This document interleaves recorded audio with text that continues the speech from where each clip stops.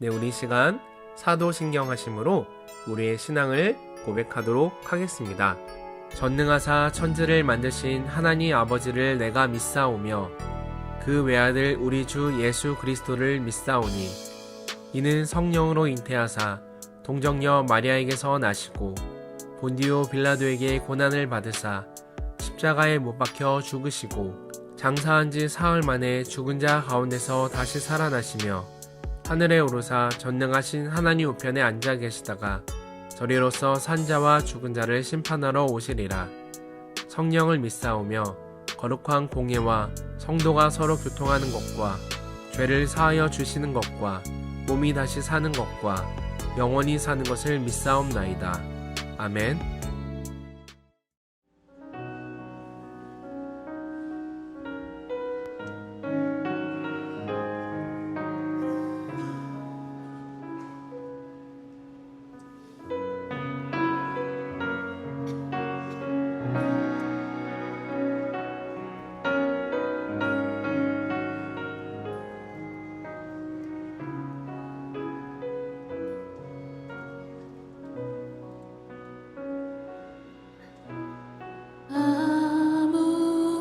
아무것도 두려워 말라. 주 나의 하나님이 지켜주시네. 놀라지 마라, 겁내지 마라. 주님 나를 지켜주시네. 아무것도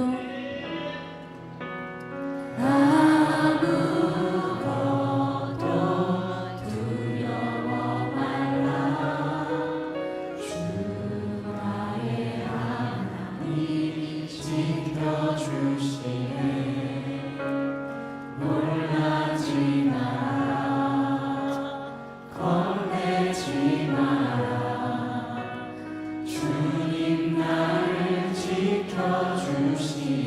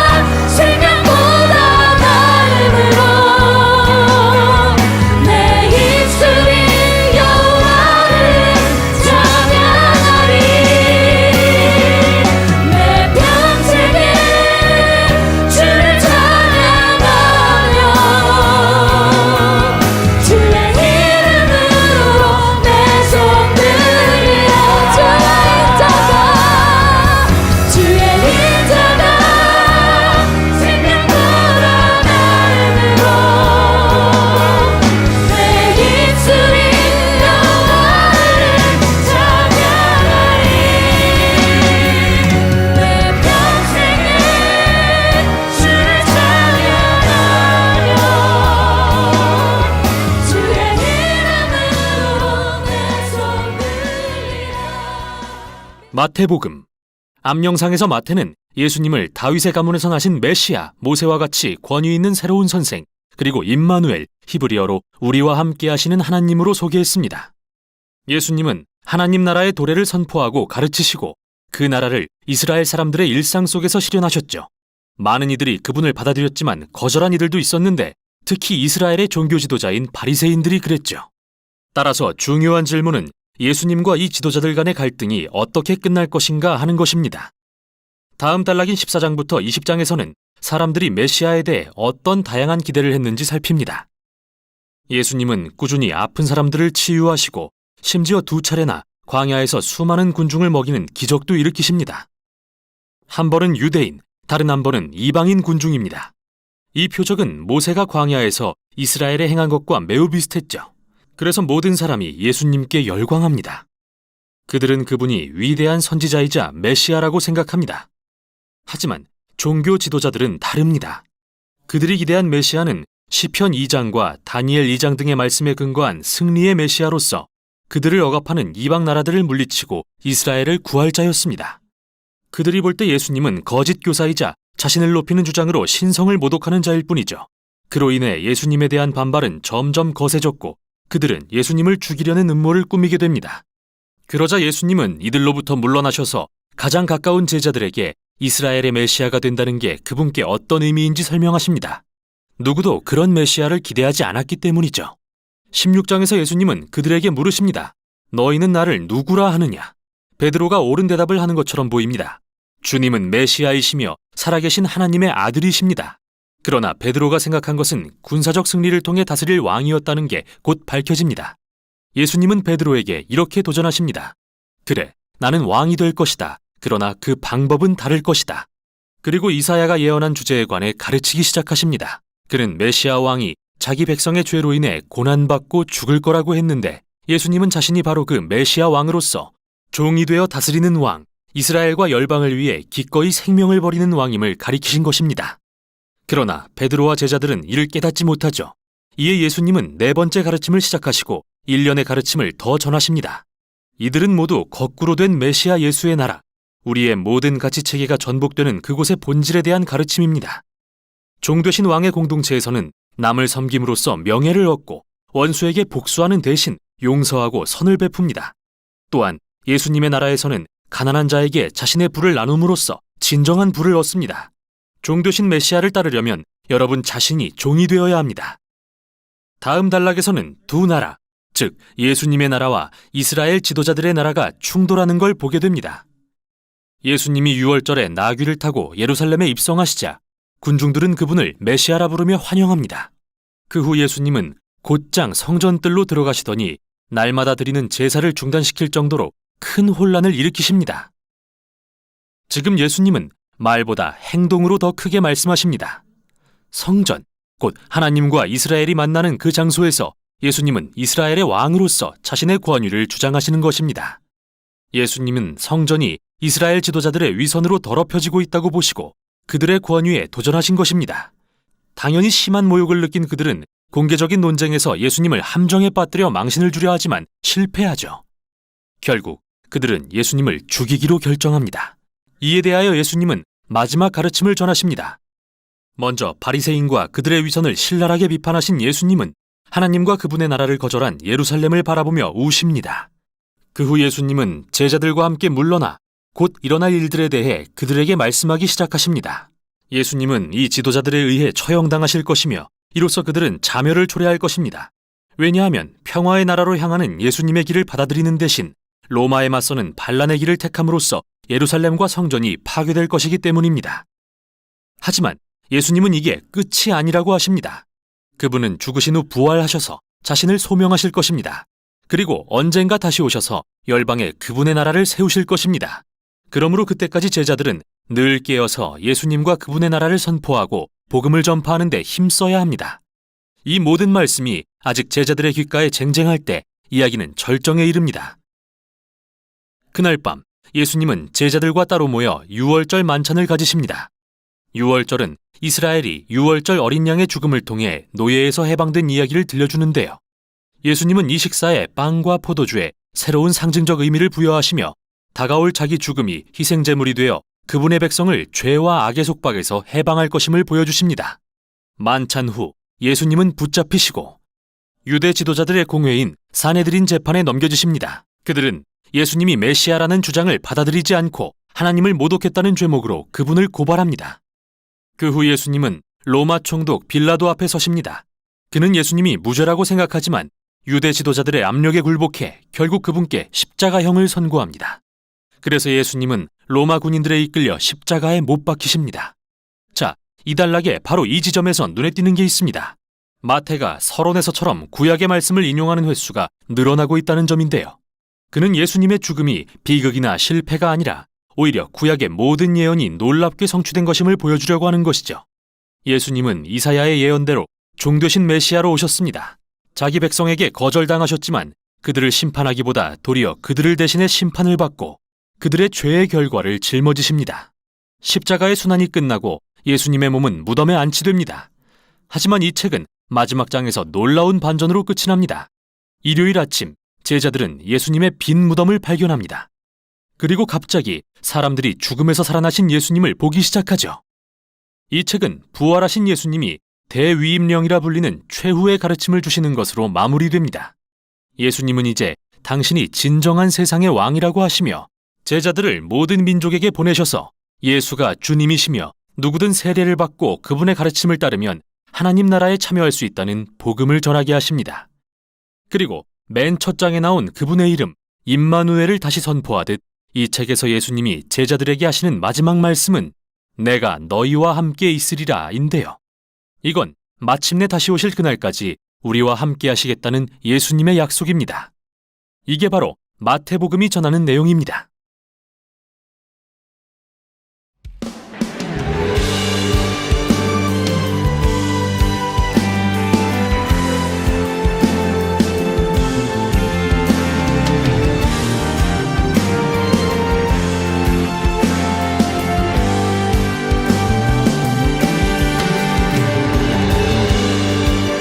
하늘에 계신 우리 아버지께서 날마다 우리와 함께 하심을 믿습니다.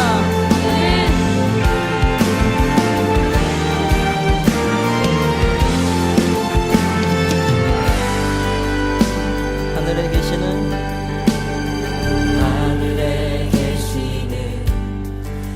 우리 아버지 거룩한 주 이름 찬양합니다. 하늘에서처럼 이 땅에서도 주의 나라 주 뜻 이뤄지기를. 다시 한번 하늘에 계시는